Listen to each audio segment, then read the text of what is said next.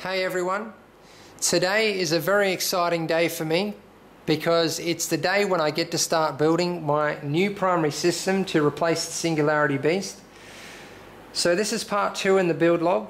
In part 1 I gave you a look at an order just after it had arrived from Performance PCs, and yeah, I basically went right through the order and gave you a look at all the components. So what I'm going to be doing in this build log, I'm going to try and keep it to the normal format, which is give you a look at all the parts that I'll be using in the build, talk about them.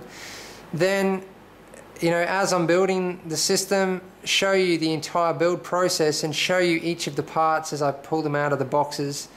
Then, you know, then the components that I cover in reviews separately, which I will be doing for a lot of these components.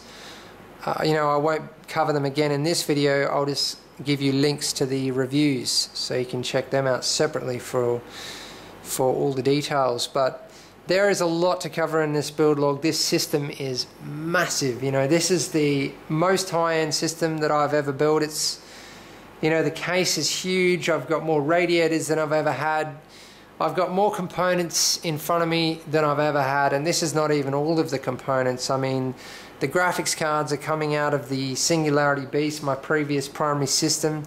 So, you know, they're still in that system up and running. The pumps are still in that system. The hard drives are still in that system. So basically, those are the three things, the only three things that will be coming out of my old system and going into this new system. Hard drives, graphics cards, and pumps.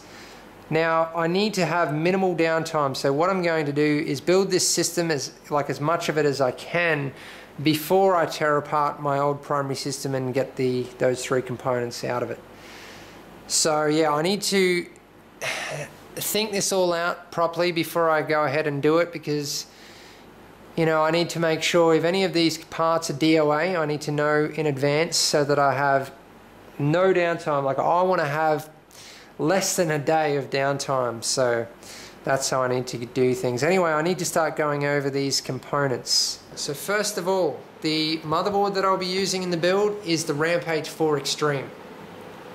Now, make sure you go check out my detailed review on the Rampage 4 Extreme, because yeah, I am going to be talking about it a little bit and yeah, giving you a bit of a look at it in this video. I mean, you'll be seeing plenty of it in the build log as I'm building the system, because there is going to be so many build log videos. Yeah, this is going to be cut up in a whole bunch of different parts, and there's also going to be a lot of testing and overclocking once I've finished building the system, performance, temperature results. Yeah, and you know, when I first built the Singularity Beast, you guys didn't see any of that because I hadn't even started my YouTube channel at that point, but I spent probably the first 6 months overclocking, and I even managed to achieve some world records in 3D Mark Vantage and 3D Mark 11. I don't think I've even talked about that yet on my channel, but I have actually achieved some you know, world performance records in both of those benchmarks. Only for a couple of weeks. I was only on top for a couple of weeks, of course, because then someone else comes in and breaks the record, but I was pretty happy about that, and that's something that I plan to do again. And you know, yeah, because of that, I plan to do a lot of overclocking. I've actually built this, I've designed this system for the purpose of going for new world records. That's something that I really look forward to doing. So here I have a Bits Power dual pump top. It's black. This is what I'll be using for my dual MCP 655s. Those of you who don't know what this is, you'll be seeing it in the next, you know, further along in the build log. I'll be talking about exactly what it is. You'll be seeing exactly what it does. You'll be seeing it in detail, don't worry. And some of these things I might even make separate videos for, you know, possibly either reviews or overview, you know, product overviews, or even installation videos. I'm not exactly sure how I'm going to be covering all of this hardware yet, but you'll certainly be seeing a lot of it, whether it's in the build log, yeah, or any other videos that I decide to cover it in. The fan controller I'm going to be using, I'm probably going to be getting another one of these, or maybe using one of the other ones that I've got in stock temporarily. I'm probably also going to have to split the fan, like run 2 fans per channel, and because of that I got the FC5 version, so it's the Lambtron FC5 V2. I didn't get the FC6 because that has a lower power per channel.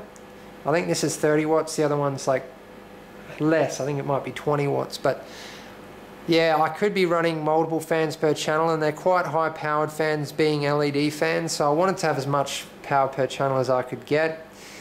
And you know, you can change the colors of this fan controller. It's a good fan controller. I got it, yeah, I got it at a good price, so I got this instead of the FC6. So these mod kits here are for the MCP 655s as well. They go with that, with the dual pump top. They're also black, and they match it all up nicely and make the pumps you know, completely covered in mod kits. So I'll come back to the coolant. Bits Power X Station, that's the UV version, it's the biggest one you can get. Basically this splits up power and fans. You'll be seeing that when I build the system. I won't talk any more about that now. The Corsair AX1200. I'll be using one of these to start, possibly 2. I'll definitely be using 2 down the track. I was thinking of getting an 850 watt, you know, the AX850, to not go so much overkill. I mean, 2 1200 watt power supplies is ridiculous, but I mean, I already have 2. I had another one in stock, and I thought, well, if they're only one's at like half load and the other one's at like what, 25% load or whatever, they're highly efficient power supplies, you know, at that kind of load, so I'll get excellent life out of them. The extra power is there if I need it. I am going to be doing a lot of overclocking. It is a high-end system. I do have a mega water cooling system in it. I have a lot of fans, a lot of lights. I plan to run a lot of hard drives. You know, so having 2 AX1200s in a system like this, it, you know, kind of makes sense. Okay, the water block that I'll be using is, I'm not going to be pulling the one out of the Singularity Beast. I decided to completely match all my water blocks and make them all EK nickel plexi. Okay, so my GPUs all have nickel plexi blocks already. I'll be getting a nickel plexi block for my Rampage 4 Extreme EK block. I'll be also getting 2 nickel plexi blocks for my memory, because down the track, when my supplier gets it in, I'll be running Corsair Dominator, you know, quad channel Dominator. I don't even know what it's going to be called yet. I haven't even checked it out, but yeah, my supplier will have it in stock soon, and I'll be running Corsair Dominator 16 gig kit, hopefully over 2000 megahertz, because yeah, I need some good stable overclocking memory.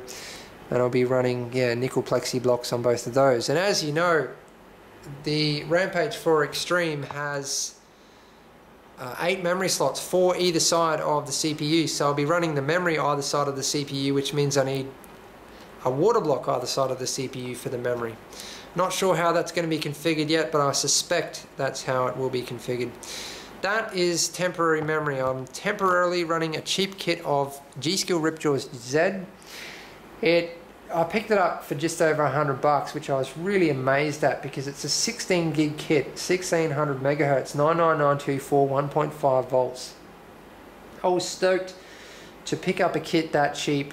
You know, I'll be using it in another build in the future, so it's not going to waste, and yeah, I'll be using it temporarily till I get the Corsair memory. The CPU that I'm using, you can already see that it's not the Extreme version, and I'm going to give you a good long explanation on the reason why I'm not using the Extreme version. Some of you will be disappointed, some of you will think, you know, that I'm sensible for doing this. Well, for a start, the 3960X would have cost me almost $1,000 more. Well, about $800 more than this CPU. And in itself, that's ridiculous, but I am willing to pay that much more for an unlocked multiplier, because I absolutely definitely need an unlocked multiplier for the overclocking that I have in mind. I would like to pass 5 gigahertz if I can. You know, I live in an extremely hot climate and it restricts me to no end with the overclocking that I can do. The only way that I can get any kind of decent results is to wait until midnight, turn the aircon right down to like 18 degrees. And even at midnight here it's 25 degrees, you know. But that's the only way I can get the house under like 20 degrees and do a bit of decent overclocking, because those of you with some experience and knowledge will know that your ambient temperature directly affects the hardware temperatures. There's so many people out there that don't know that I just can't believe it, because I get so many comments on my channel about my high temperatures. Even though I talk about all the time the fact that I have a high ambient temp, it's an average of 33 degrees Celsius. So anyway, the CPU I decided to use is the 3930K. So yeah, a bunch of different reasons. It just, well actually, one main reason, okay? It wasn't worth paying an extra $800 for an extra 100 megahertz and an extra 3 meg of L3 cache. Why would I pay that much more for two things? 100 megahertz, which is a negligible frequency. I mean, who cares about 100 megahertz when I'm going to overclock the hell out of it anyway? It makes no difference to me. I mean, obviously they're going to be binned high and you're going to be able to get more out of them, but seriously, for that price, ridiculous. Also, the 3 meg of cache, it's going to make very little difference. I don't care about that. So I decided to be sensible for once and, yeah, not go all out. Alright, I'm going to get you off the tripod now and give you a better look at the hardware. So I should have mentioned the case. I have a preview of this case so far. I have a review coming up shortly. I'll be doing a full detailed review on it. So it's the Case Labs Magnum TH10, and I'm so excited about doing a build into this case. I've been wanting to get my hands on one of these cases for so long. These things are absolutely epic, people. They're a water coolers and high-end hardware enthusiast's dream. Trust me, they have everything you could possibly dream of. You know, the quality is just amazing. I'm not going to talk any more about the case, but I will say that Case Labs has sponsored this build. So yeah, big shout out to Case Labs, big thank you. I'll put a link to their website in the video description. Make sure you check that out. You're going to be seeing this case in detail. You're going to be seeing a lot of this case, so don't worry, you're not going to miss a thing. I talk a lot about the case in the preview, and yeah, the review is going to be very detailed, so make sure you check those out. Yeah, at this point I haven't done the review as I said, but I'll make sure you go check out that link on the screen to the preview. So yeah, that covers the case. The radiators, a lot of you are going to say you have way too many radiators. Yes, I agree, it's a bit of overkill. I have 3 480mm and a 360mm. They're all Black Ice SR1s. Now, I'll tell you the reasons why I have so many rads. First of all, these are all SR1s, which means they're 9 fins per inch. They're designed for silence, not performance.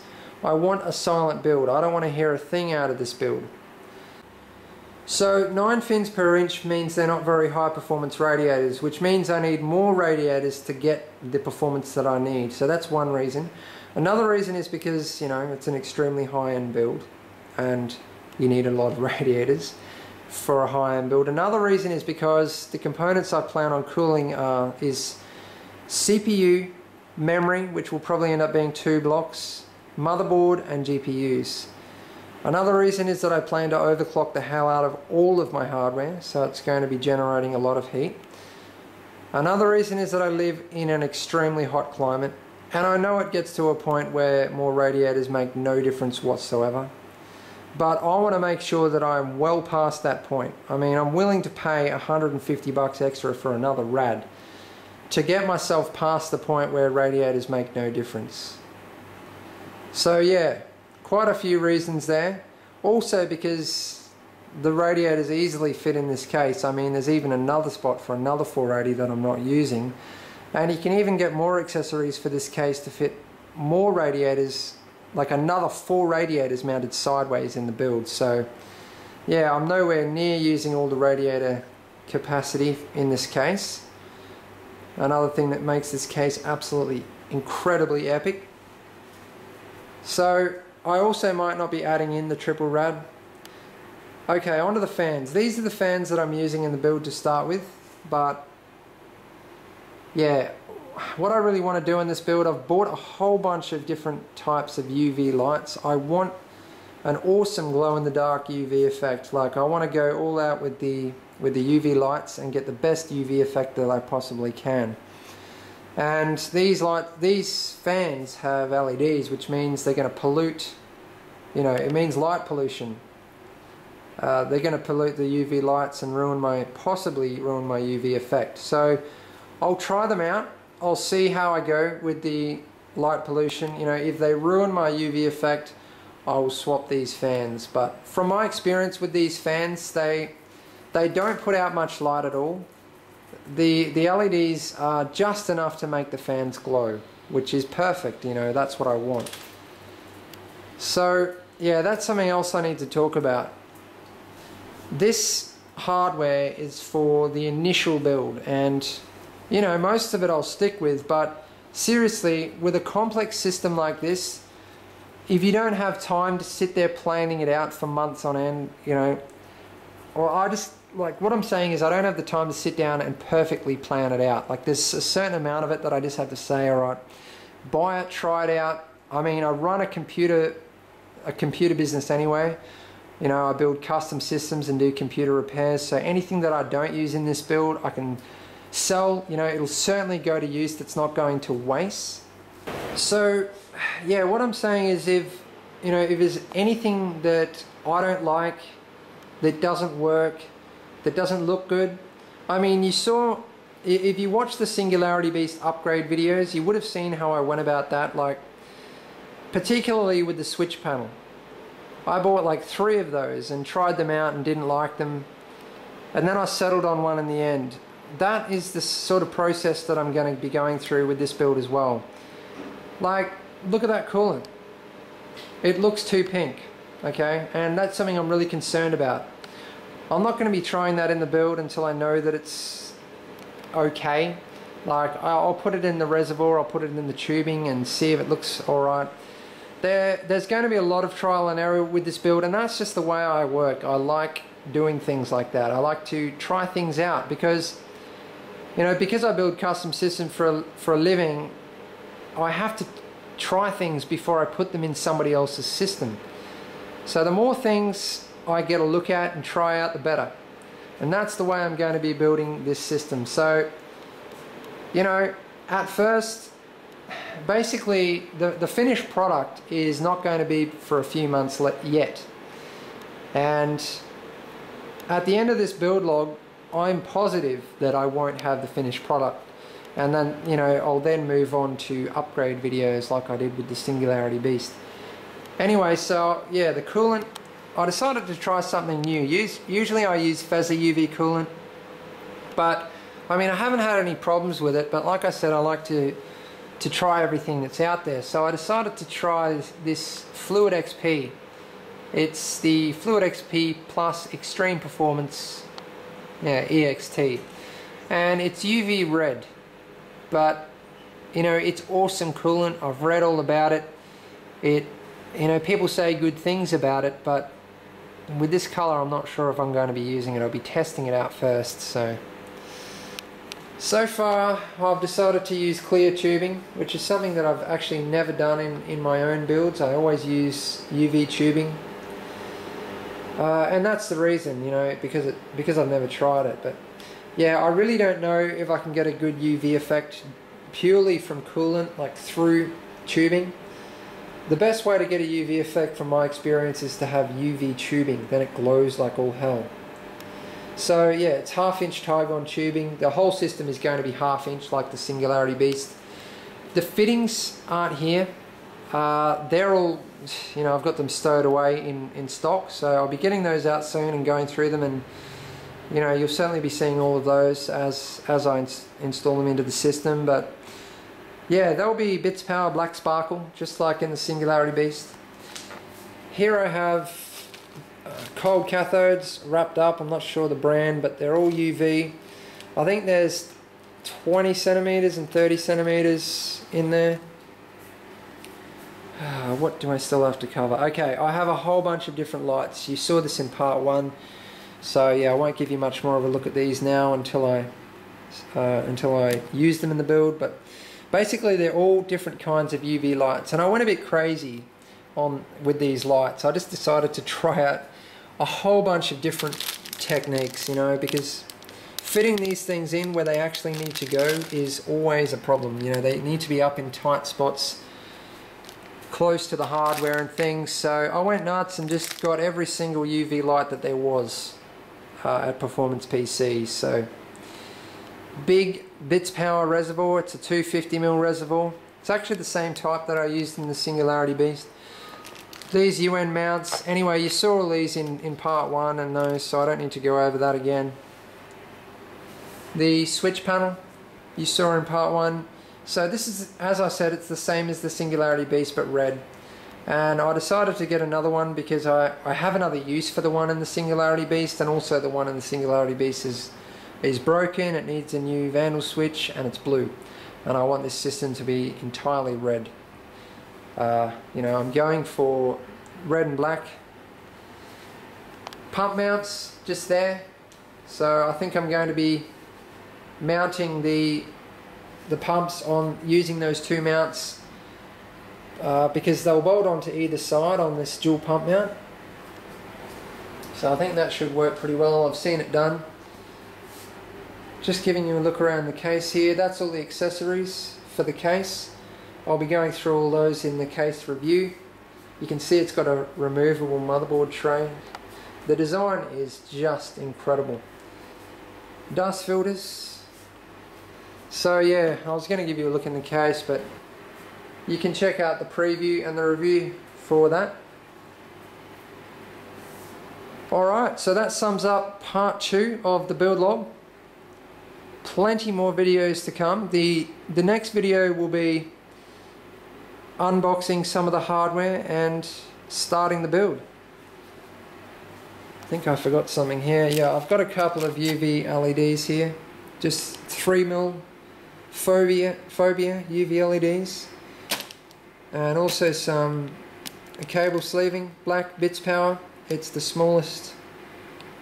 I'm not sure what size it is, but yeah, it's the smallest one.